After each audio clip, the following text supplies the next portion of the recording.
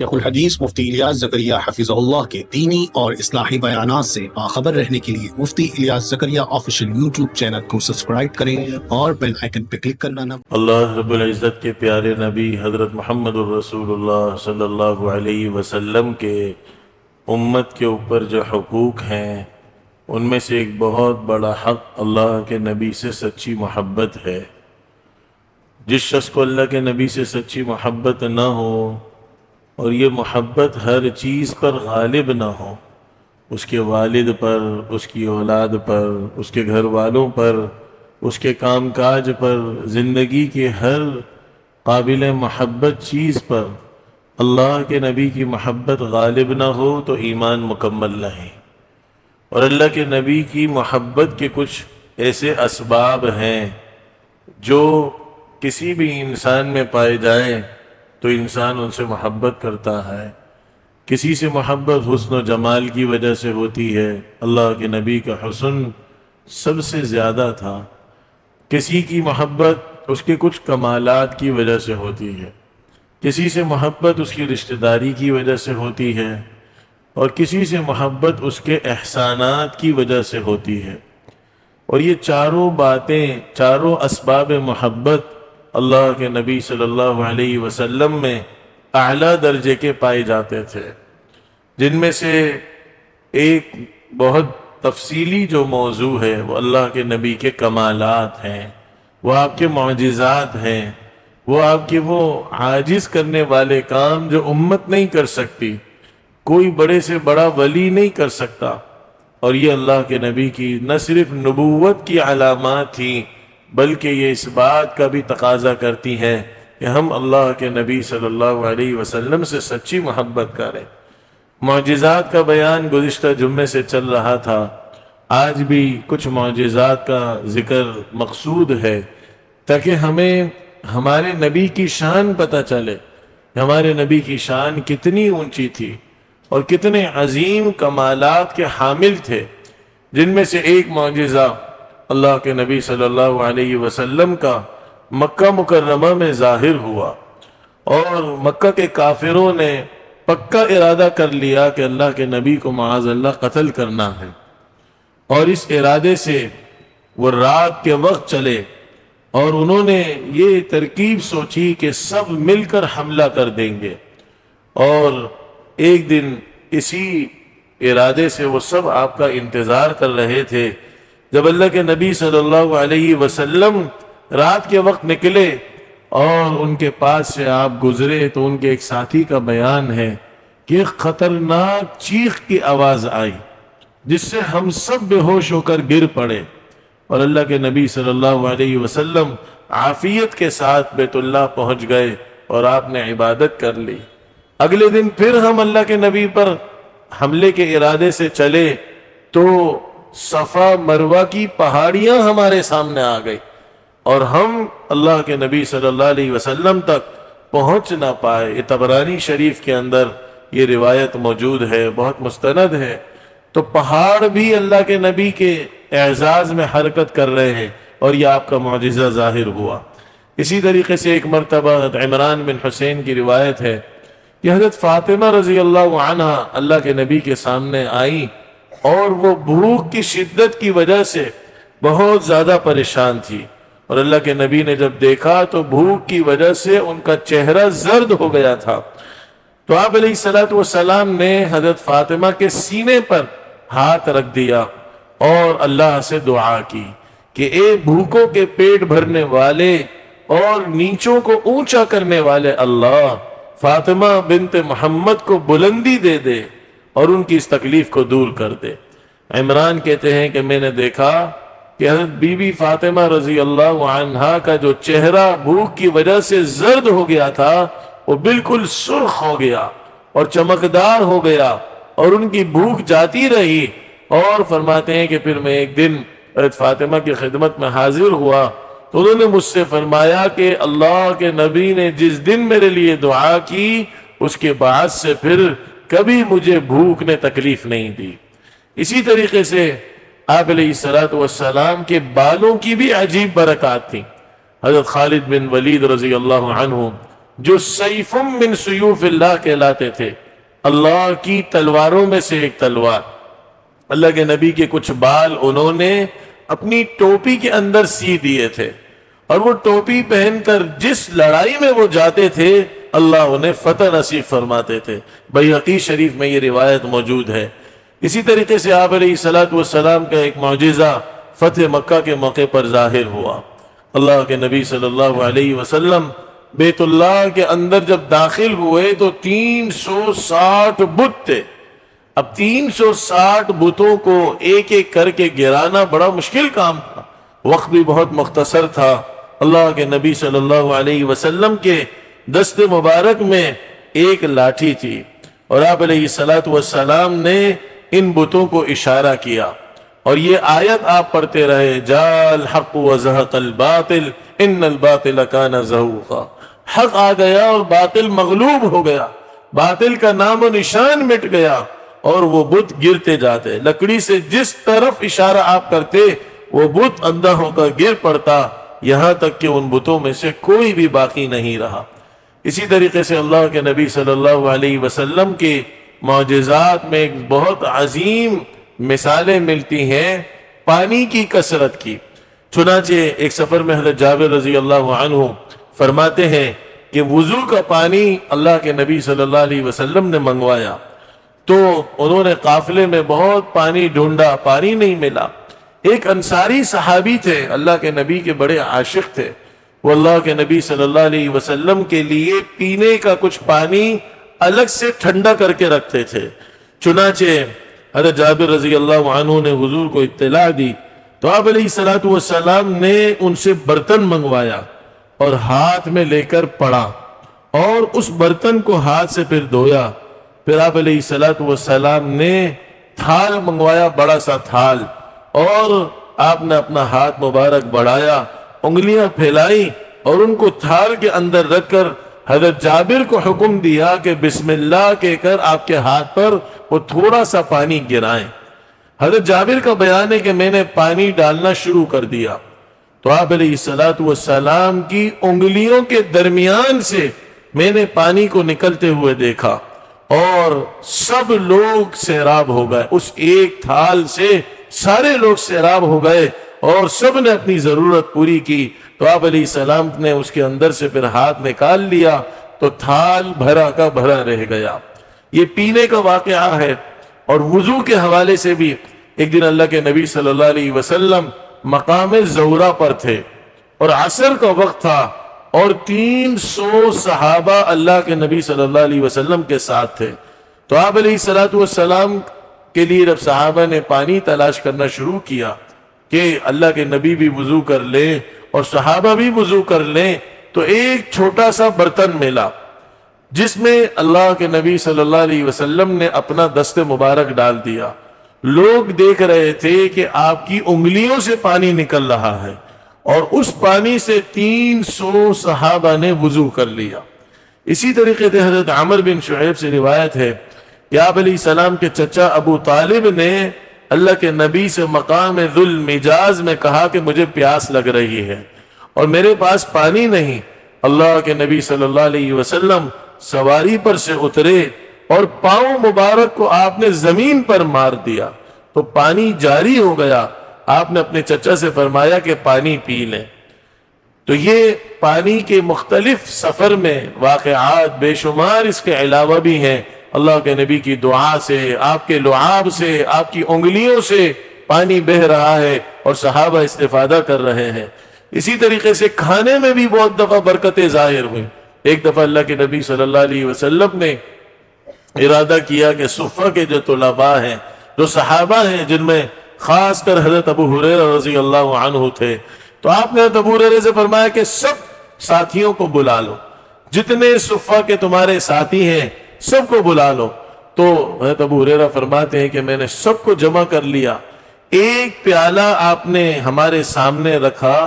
اور ہم سب نے خوب سیر ہو کر پیٹ بھر کر کھایا، پھر بھی وہ پیالہ ایسا ہی تھا جیسا کہ پہلے تھا، صرف اس میں چند انگلیوں کے نشان تھے۔ مسلم شریف میں یہ روایت موجود ہے۔ اسی طریقے سے حجۃ الوداع کے موقع پر ایک بچے کے بولنے کا واقعہ پیش آیا. یمامہ کا بچہ تھا اور دودھ پیتا بچہ، پیدائشی لڑکا. اللہ کے نبی صلی اللہ علیہ وسلم کے سامنے کپڑے میں لپٹ کر اس کو لایا گیا. تو آپ علیہ السلام نے اس بچے سے پوچھا کہ میں کون ہوں؟ تو اس نے کہا کہ آپ اللہ کے پیغمبر ہیں. تو اللہ کے نبی صلی اللہ علیہ وسلم نے فرمایا تو سچ کہتا ہے، خدا تجھ میں برکت ڈال دے. اور بس اس نے اتنی بات کی اور پھر اس وقت تک نہیں بولا جب تک بولنے کی عمر ہوتی ہے. اور اس بچے کو مبارک الیمامہ اس کا لقب پڑ گیا کہ یمامہ کا وہ بچہ جس نے بچپن میں اللہ کے نبی صلی اللہ علیہ وسلم کے ایمان کی گواہی دی اور آپ نے اس کے لیے برکت کی دعا کر دی. اسی طریقے سے آپ کے دو چہیتے جو صاحبزادوں کی طرح تھے، آپ کے نواسے حسن و حسین رضی اللہ عنہما، ایک دفعہ بھوک سے بہت زیادہ رو رہے تھے. اللہ کے نبی صلی اللہ علیہ وسلم نے اپنی زبان مبارک ان کے منہ میں ڈال دی اور دونوں نے اللہ کے نبی صلی اللہ علیہ وسلم کی زبان مبارک کو چوسا. جیسے ہی چوسا ان کی بھوک ختم ہو گئی اور ان کا یہ رونا بھی ختم ہو گیا اور وہ خوشی سے پھر کھیلنے لگے. اسی طریقے سے اللہ کے نبی صلی اللہ علیہ وسلم کی دعا کی برکت سے ایک دفعہ ایسا ہوا، حضرت ابن سعد نے سالم ابن ابی الجعد سے روایت کیا ہے کہ آپ علیہ الصلوۃ والسلام نے صحابہ کو راستے کے توشے کے لیے ایک پانی کا مشک منہ بن کر کے دے دیا اور دعا کی. جب نماز کا وقت ہوا اور صحابہ نماز کے لیے اترے تو دیکھا کہ اس پانی کو اللہ نے دودھ سے بدل دیا ہے اور صحابہ نے اس کو دودھ کے سمجھ کر پیا. دودھ وہ بن چکا تھا اور اس سے صحابہ کی بھوک اور پیاس سب مٹ گئی. اسی طرح آپ علیہ الصلوۃ والسلام فرماتے ہیں، مسلم شریف کی روایت ہے کہ میں اس پتھر کو پہچانتا ہوں جو مکہ مکرمہ میں مجھے سلام کرتا تھا. سبحان اللہ، پتھر اللہ کے نبی صلی اللہ علیہ وسلم کو سلام کرتا تھا. اسی طریقے سے آپ علیہ الصلوۃ والسلام نے ایک صحابی عبداللہ ابن جعفر ان کا نام تھا، ان کے لیے تجارت میں برکت کی دعا کر دی کہ اے اللہ عبداللہ کی تجارت میں برکت کر دے. تو وہ فرماتے ہیں کہ پھر میں جس چیز میں ہاتھ ڈالتا تھا، میری دولت، میرا پیسہ، میری تجارت، اللہ اس میں برکت عطا فرما دیتے تھے. اسی طرح بیہقی شریف میں ایک صحابی تھے حضرت خبیب بن یساف ان کا نام تھا. ان کا واقعہ لکھا ہے کہ بدر کے اندر دونوں کندھوں کے درمیان ایک خطرناک قسم کی تلوار لگ گئی، یہاں تک کہ بدن کا ایک حصہ لٹک پڑا.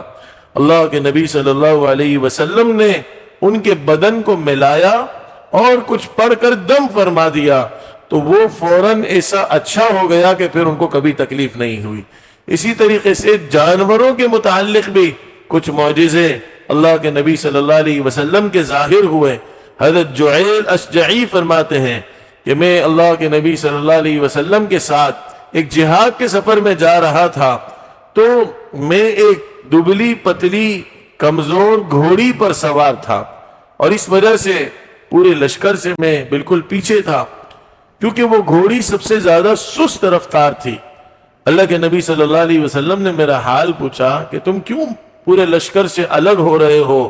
تو میں نے گھوڑی کی حالت بتلا دی کہ یا رسول اللہ یہ تو بہت کمزور ہے. آپ نے آہستہ سے اپنا کوڑا مکوڑا جو ایک برچھی سی ہوتی ہے وہ اس گھوڑی کو مار کر فرمایا کہ اللہ اس گھوڑی میں برکت دے دے. پھر وہ گھوڑی اتنی تیز ہو گئی کہ روکنے کے باوجود نہ رکتی تھی اور اس کا ایک بچہ میں نے 12,000 میں فروخت کیا. بیہقی شریف میں یہ روایت موجود ہے. اسی طریقے سے اللہ کے نبی کے بچپن کا واقعہ ہم سنتے رہتے ہیں. حضرت حلیمہ سعدیہ رضی اللہ عنہا جب اللہ کے نبی کو لے کر اپنے گھر پر پہنچی تھیں تو جتنی بکریاں ان کی تھیں جو قحط کی وجہ سے ان کا دودھ خشک ہو چکا تھا تو اللہ کے نبی صلی اللہ علیہ وسلم کی برکت سے سب نے دودھ دینا شروع کر دیا تھا اور خوب پیٹ بھر کر وہ جب جاتی تھیں تو پیٹ بھر کر آتی تھیں اور تھنوں میں بھی دودھ بھرا ہوا ہوتا تھا. جبکہ دوسرے لوگوں کی صورتحال یہ تھی جنہوں نے دولت اور پیسے کی خاطر اللہ کے نبی کو نہیں لیا تھا، مالداروں کے بچے لے لیے تھے تو ان کی بکریاں اسی طرح بھوکی واپس آتی اور وہ بکریوں کے دودھ سے بھی محروم رہتے تھے. اسی طریقے سے ایک واقعہ اللہ کے نبی کی اپنی پالتو بکری کا، حضرت ام المؤمنین عائشہ رضی اللہ عنہ فرماتی تھی کہ جو ہماری پالتو بکری تھی وہ اللہ کے نبی سے اتنی محبت کرتی تھی کہ جب اللہ کے نبی گھر میں تشریف لاتے تو وہ بکری گھر سے نہ باہر نکلتی تھی نہ اپنی جگہ سے ہلتی تھی، ایک ہی جگہ بس بیٹھ کر اللہ کے نبی کو دیکھتی رہتی تھی محبت سے، اور حرکت نہیں کرتی تھی جیسے انسان ادب کرتے ہیں اور انسان کسی کو پہچانتے ہیں، تو وہ بکری اللہ کے نبی کو پہچانتی تھی۔ اور جب اللہ کے نبی صلی اللہ علیہ وسلم باہر تشریف لے جاتے، کسی کام سے جاتے، تو وہ بکری اٹھتی اور پھر وہ اپنا کھانا اور اپنا پیشاب اور اپنے گھر سے باہر نکلنے کا گھومنا پھرنا وہ اسی وقت کرتی جب اللہ کے نبی گھر سے باہر چلے جاتے۔ اسی طریقے سے اللہ کے نبی صلی اللہ علیہ وسلم کی ایک اونٹنی تھی، عصبہ اس کا نام تھا، تو نبی اکرم صلی اللہ علیہ وسلم سے اس اونٹنی نے ایک دفعہ بات کی اور آپ علیہ السلام کے سامنے اپنا حال بیان کیا کہ دوسرے جانور میرا کتنا اکرام کرتے ہیں، یا رسول اللہ میری نسبت آپ کے ساتھ جڑنے کی وجہ سے، فرمایا کہ اس اونٹنی نے کہا کہ گھاس میری طرف خود بڑھ جاتا ہے، گھاس کی طرف جب میں منہ بڑھانے کا ارادہ کرتی ہوں تو گھاس میری طرف خود بڑھ جاتا ہے کہ یہ تو محمد الرسول اللہ کی اونٹنی ہے، اور وحشی جانور مجھ سے دور بھاگتے ہیں اور مجھے پکار کر کہتے ہیں کہ تم تو محمد الرسول اللہ کے لیے ہو۔ اور پھر اس اونٹنی کا اللہ کے نبی سے عشق و محبت کا یہ حال تھا کہ جب اللہ کے نبی صلی اللہ علیہ وسلم کا انتقال ہو گیا تو اس اونٹنی نے کھانا پینا چھوڑ دیا، نہ کچھ کھایا نہ پیا، اور اللہ کے نبی کے غم میں وہ بھی مر گئی اور اس نے کچھ بھی نہیں کھایا پیا۔ تو یہ اللہ کے نبی سے عشق و محبت جانور بھی کیا کرتے تھے، پتھر بھی کیا کرتے تھے، درخت اور حجر بھی کیا کرتے تھے۔ اسی طریقے سے حضرت زینب بنت سلمہ، یہ ام سلمہ رضی اللہ عنہ کی بیٹی تھی، اللہ کے نبی صلی اللہ علیہ وسلم نے جب ام سلمہ سے شادی کی تو ان کے گھر پر یہ زینب، آپ علیہ السلام ایک دفعہ نہا رہے تھے تو آپ کے ہاتھ میں کچھ پانی تھا، زینب سامنے آئی، آپ نے اس بچی کے منہ پر پانی چھڑک دیا، تو یہ پانی کی برکت سے وہ اتنی حسین ہو گئی اور اتنی خوبصورت ہو گئی کہ بڑھاپے کے اندر بھی جوانی کی رونق ان کے چہرے سے ظاہر ہوتی تھی، کیونکہ اللہ کے نبی نے چند قطرے پانی کے ان کے منہ پر ڈال دیے تھے۔ نسیم الریاض کتاب میں یہ واقعہ موجود ہے۔ اسی طریقے سے اللہ کے نبی صلی اللہ علیہ وسلم حضرت اسماء بنت ابی بکر فرماتے ہیں کہ آپ کا ایک جبہ تھا، فرماتی ہیں کہ آپ کا ایک جبہ تھا اور ان کو اللہ کے نبی صلی اللہ علیہ وسلم پہنا کرتے تھے، ہم اس کو دھو کر بیماروں کو پلایا کرتے تھے۔ آپ کے انتقال کے بعد وہ جبہ، اس کا پانی جو بھی بیمار پیتا تھا اور بدن پر لگاتا تھا تو اللہ رب العزت اس کو شفا نصیب فرما دیتے تھے۔ اسی طریقے سے اللہ کے نبی صلی اللہ علیہ وسلم کے پاس ایک مجنون لایا گیا۔ عبداللہ ابن عباس فرماتے ہیں کہ ایک عورت اللہ کے نبی صلی اللہ علیہ وسلم کے پاس ایک مجنون پاگل بچے کو لے کر آئی تو اللہ کے نبی صلی اللہ علیہ وسلم نے اس کے سینے پر ہاتھ پھیر دیا اور اس نے زور سے قے کی اور اس کے پیٹ سے کچھ نکلا اور اس کا جنون ختم ہو گیا، اللہ نے اس کو شفا نصیب فرما دی۔ مسند احمد کی روایت ہے۔ اسی طریقے سے جنات سے متعلق اللہ کے نبی صلی اللہ علیہ وسلم کے کچھ معجزات اور آپ کے واقعات ظاہر ہوئے۔ حضرت عبداللہ ابن مسعود، جیسا کہ میں نے گزشتہ بھی عرض کیا تھا کہ صاحب النعلین والوسادہ کہلاتے تھے، اللہ کے نبی کی چادر سنبھالتے تھے، آپ کی جوتیاں اپنے بغل میں لے لیتے تھے، تو اللہ کے نبی کے ساتھ ان کو رہنے کا بہت شوق تھا۔ تو ایک دفعہ حضرت عبداللہ ابن مسعود رضی اللہ عنہ فرماتے ہیں کہ آپ نے اعلان فرمایا کہ آج رات میری جنات سے ملاقات ہے، کون میرے ساتھ چلنے کے لیے تیار ہے؟ تو کوئی بھی راضی نہیں ہوا۔ عبداللہ ابن مسعود نے عرض کیا، رسول اللہ میں آپ کا خادم حاضر ہوں، میں آپ کے ساتھ چلوں گا۔ فرماتے ہیں کہ اللہ کے نبی صلی اللہ علیہ وسلم کے ساتھ میں گیا اور اللہ کے نبی صلی اللہ علیہ وسلم نے خط کھینچ کر میرے اور جنات کے درمیان ایک حائل قائم کر دیا اور مجھے کہا آپ نے اس خط کے اندر رہنا ہے۔ پھر آپ علیہ السلام جنات سے ملاقات کے لیے گئے تو جنات نے چاروں طرف سے اللہ کے نبی صلی اللہ علیہ وسلم کو گھیر لیا، اور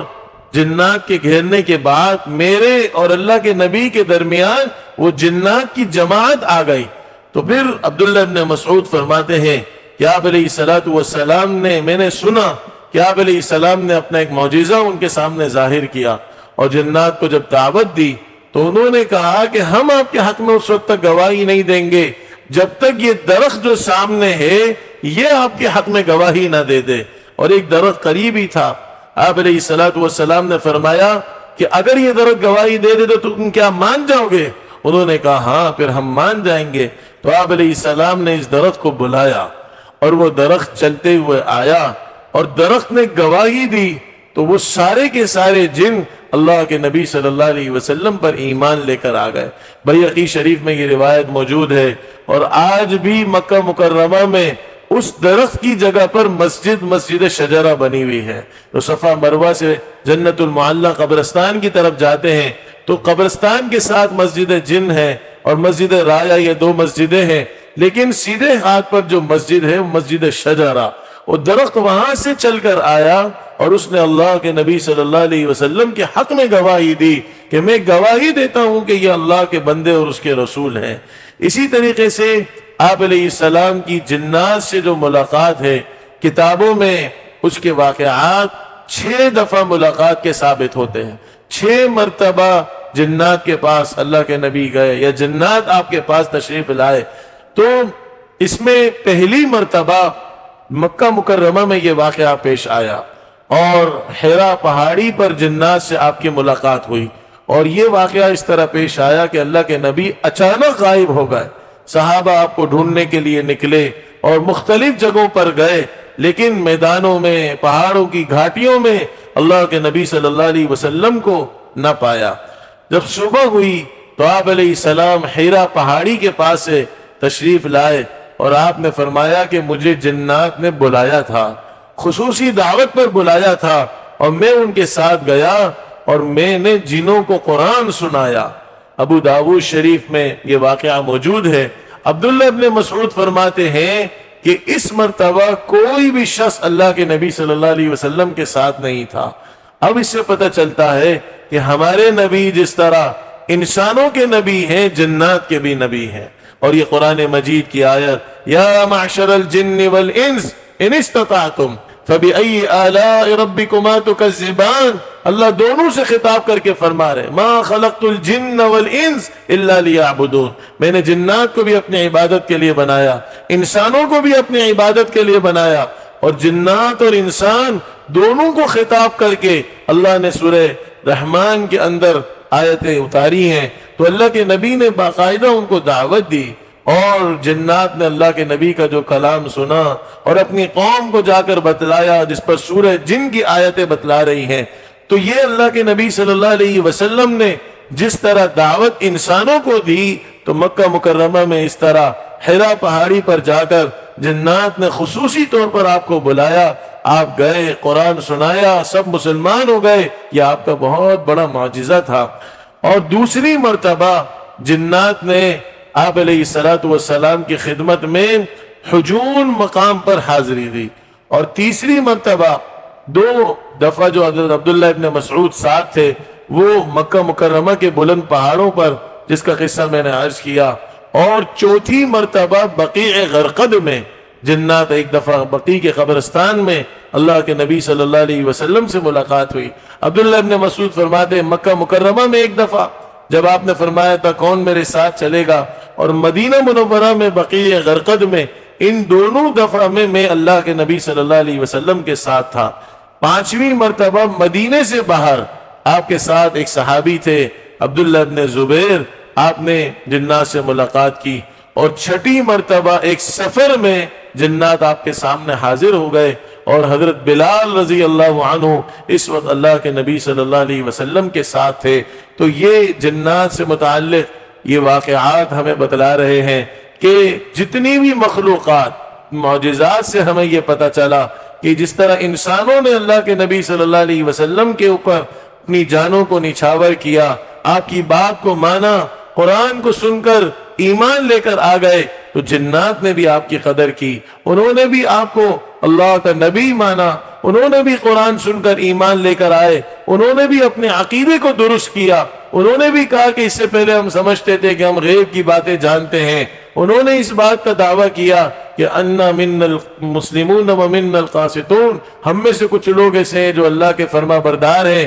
اور کچھ ہم میں اللہ کے نافرمان ہیں۔ تو اپنی تفصیل انہوں نے اللہ کے نبی صلی اللہ علیہ وسلم کے سامنے بیان فرمائی۔ امام بخاری رحمہ اللہ نے ایک باب پورا اس پر باندھا ہے کہ یہ باب اس بات کے بیان میں ہے کہ جنات کو بھی اجر و ثواب ملتا ہے اور جنات کو بھی سزا ملے گی اگر وہ اللہ کی نافرمانی کریں گے اور جہنم کی آگ میں ان کو جلنا پڑے گا۔ تو اللہ رب العزت نے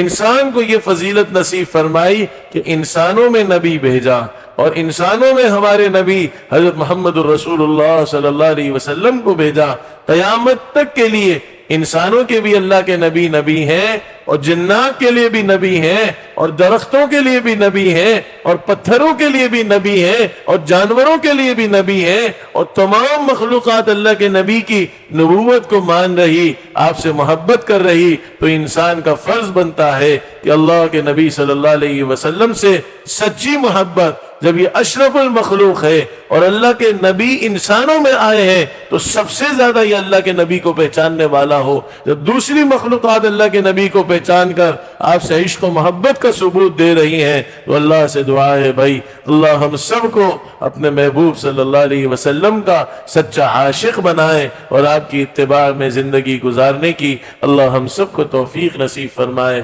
وآخر دعوانا ان الحمدللہ رب العالمین۔